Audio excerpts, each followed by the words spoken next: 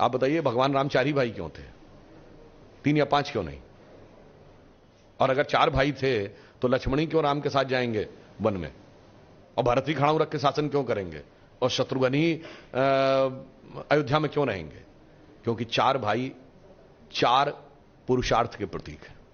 धर्म, अर्थ, काम, मोक्ष। भगवान राम धर्म है, शत्रुघ्न अर्थ है, लक्ष्मण काम है और भरत मोक्ष है। अब देखिए साहब, धर्म के साथ काम यानी कामना यानी इच्छा सदैव संयुक्त रहनी चाहिए, इसलिए लक्ष्मण सदैव साथ में रहेंगे।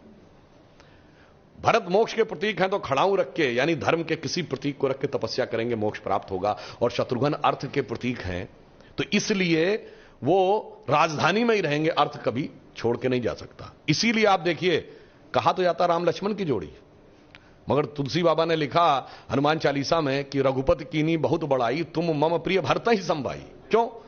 देखिए, कामना को तो धर्म सबसे प्रिय होना चाहिए, लक्ष्मण को राम प्रिय होने चाहिए, धर्म को मोक्ष। और फिर मैं एक और बात बताऊं, जो लोग कहते हैं ना राजा दशरथ के 3 रानियां क्यों थी, क्यों? इसमें 2 ही जुड़वा भाई हैं। कौन? लक्ष्मण और शत्रुघ्न। एक कामना, एक अर्थ, यानी इच्छा और पूर्ति, तो जुड़वा भाई हैं। और 3 क्यों जो होना जरूरी था? ये चारों चीजें एक ही स्रोत से नहीं आ सकती। धर्म सतोगुण से आएगा तो कौशल्या जी सतोगुण का प्रतीक हैं, तो राम की मां है।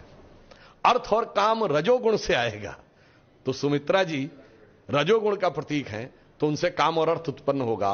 और केकई तमोगुण की प्रतीक है, मोक्ष प्राप्त करने के लिए तमोगुण के पार जाना पड़ेगा। इसलिए महाराज दशरथ की 3 ही रानियां हैं, 2 या 4 नहीं। और फिर यहां पे मैं ये भी कह दूं, मतलब इसको कोई अन्यथा न ले, मैं मतलब ये नहीं कह रहा हूं, इसमें सबसे सुंदर कौन था? केकई।